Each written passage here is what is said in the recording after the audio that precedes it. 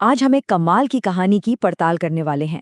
एक ऐसी राजनीतिक जीत की कहानी जो दिखाती है कि नफरत की पॉलिटिक्स को हराने का एक नया, एक बहुत ही जबरदस्त तरीका भी हो सकता है। अब ये सवाल सुनने में थोड़ा अजीब लग सकता है ना? लेकिन यकीन मानिए, यही वो सवाल है जो ज़ोरन ममदानी के उस पूरे कैंपेन का दिल था। एक ऐसा कैंपेन जिसने पॉलिटिक्स के सारे रूल्स ही बदल दिए। तो चलिए सबसे पहले उस माहौल को समझते हैं जहां ये सब हुआ। बात हो रही है 9/11 के बाद के न्यूयॉर्क की। एक ऐसा शहर जिसकी हवा में आप कह सकते हैं शक और डर का माहौल था। और ठीक उसी जगह पर एक मुस्लिम उम्मीदवार ज़ोरन ममदानी की जीत होती है। और ये जीत ये किसी पॉलिटिकल भूकंप से कम नहीं थी। देखिए, ये सिर्फ एक इलेक्शन जीतना नहीं था। नहीं, ये उस दर्द भरे एहसास पर जीत थी जो न्यूयॉर्क में रहने वाले करीब 10 लाख मुसलमानों को रोज महसूस होता था। ये एहसास कि वो अपने ही घर में जैसे मेहमान हों। तो अब जरा गहराई में उतरते हैं। देखते हैं कि ज़ोहरान ममदानी को किस तरह के नफरती हमलों का सामना करना पड़ा था। उनके खिलाफ नफरत फैलाने के लिए सबसे जहरीले, सबसे खतरनाक शब्दों का इस्तेमाल हुआ। उन्हें सीधे सीधे जिहादी तक कहा गया। और बात यही नहीं रुकी। लोगों के मन में डर भरने के लिए ये झूठ फैलाया गया कि अरे, अगर ममदानी जीत गए तो न्यूयॉर्क में शरिया कानून लागू हो जाएगा। हमलों का तरीका तो और भी घटिया था।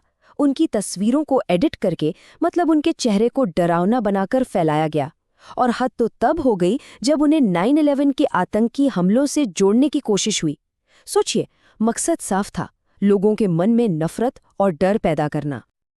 और ये कोई छोटी मोटी बात नहीं थी। इक्वालिटी लैब्स की एक स्टडी बताती है कि ममदानी की मुस्लिम पहचान पर हमला करते हुए 11.5 लाख से ज़्यादा हेट पोस्ट ऑनलाइन फैलाए गए थे। 11.5 लाख। ये एक प्रॉपर ऑर्गेनाइज्ड हेट कैंपेन था। तो सवाल ये है कि नफरत की इस सुनामी का जवाब कैसे दिया गया? और यहीं पर ज़ोहरान ममदानी की स्ट्रैटेजी की असली चमक सामने आती है। डिफेंसिव होने की जगह उन्होंने पूरा का पूरा खेल ही पलट दिया। देखिए, होता क्या है, नॉर्मल पॉलिटिक्स में आप अपनी पहचान को डिफेंड करते हैं, हर इल्जाम का जवाब देते हैं, है ना? लेकिन ममदानी ने ये रास्ता नहीं चुना। उन्होंने पूरी बहस को पहचान से हटाकर उन मुद्दों पर ला दिया जो सबके साझे थे, सबके संघर्ष थे। उन्होंने अपना कैंपेन किसी एक कम्युनिटी का नहीं, बल्कि हर न्यूयॉर्कर का कैंपेन बना दिया। ममदानी का ये एक बयान उनकी पूरी स्ट्रैटेजी को समझा देता है। उन्होंने कहा, समस्या सिर्फ ये नहीं है कि मुसलमानों का अपमान होता है, कई ऐसे नॉन मुस्लिम न्यूयॉर्कर भी हैं जिनका अपमान होता है। मतलब उन्होंने अपनी पर्सनल लड़ाई को हर उस इंसान की लड़ाई से जोड़ दिया जो सिस्टम में इज्जत के लिए तरस रहा था। तो इसका मतलब ये हुआ कि वो not a Muslim candidate approach अपना रहे थे। मतलब एक ऐसा कैंडिडेट जो गर्व से कहता है कि हाँ, मैं मुस्लिम हूँ, लेकिन मैं चुनाव लड़ रहा हूँ हर एक इंसान की आर्थिक इज्जत के लिए, चाहे उसका धर्म, रंग या वो कहाँ से आता है, कोई फर्क नहीं पड़ता। चलिए अब आगे बढ़ते हैं और देखते हैं कि ये जो स्ट्रैटेजी थी, ये असल पॉलिसीज में कैसे बदली। वो पॉलिसीज जिन्होंने वोटर्स के असली परेशानियों को छुआ। तो उनके एजेंडा में क्या था?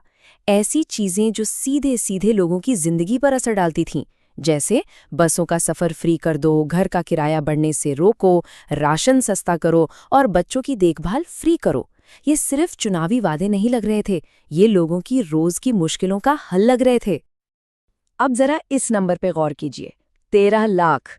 न्यूयॉर्क में रोज 13 लाख लोग बसों से सफ़र करते हैं। तो फ्री बस सर्विस का वादा, ये सीधा इन लाखों लोगों की जेब और उनके वक्त से जुड़ा हुआ था। वो लोग जो काम करने के लिए शहर में दूर दूर से आते हैं। और पता है, इन मुद्दों की असली ताकत यही थी कि ये सबके मुद्दे थे। महंगा किराया या बढ़ती महंगाई ये किसी एक धर्म या समुदाय के लोगों को परेशान नहीं करती। ये तो हर आम काम करने वाले इंसान की प्रॉब्लम है। तो अब सवाल ये उठता है कि ये मजबूत मैसेज लोगों तक पहुंचाया कैसे, खासकर तब जब मीडिया का एक बड़ा हिस्सा आपके खिलाफ हो। इसका जवाब था एक आंदोलन खड़ा करना। देखिए, पहले लोगों से बात करना शुरू किया गया, फिर धीरे धीरे 1 लाख से ज्यादा वॉलंटियर्स की पूरी फौज खड़ी हो गई। इन लोगों ने मिलकर 30 लाख दरवाजे खटखटाए। जी हाँ, 30 लाख। और नतीजा, रिकॉर्ड तोड़ वोटिंग हुई। और इसका नतीजा क्या हुआ?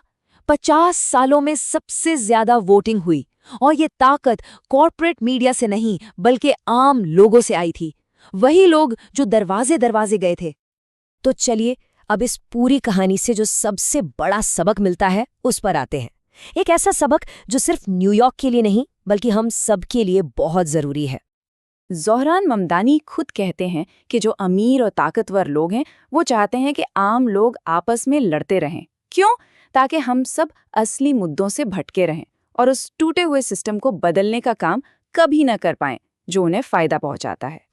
मतलब सबसे जरूरी बात यह है कि नफरत अक्सर एक हथियार की तरह इस्तेमाल होती है।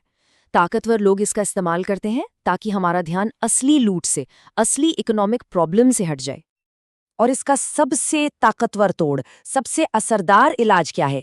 एक ऐसा यूनाइटेड फ्रंट, एक ऐसी एकता जो सबके लिए आर्थिक न्याय, सबके लिए इकोनॉमिक जस्टिस की मांग करे। तो ये पूरी कहानी हमें एक बहुत ही अहम सवाल के साथ छोड़ जाती है। वो कौन से साझा संघर्ष हैं, वो कौन से कॉमन मुद्दे हैं जो हमें आपस में बांटने वाली ताकतों के खिलाफ एक साथ ला सकते हैं, हमें एकजुट कर सकते हैं।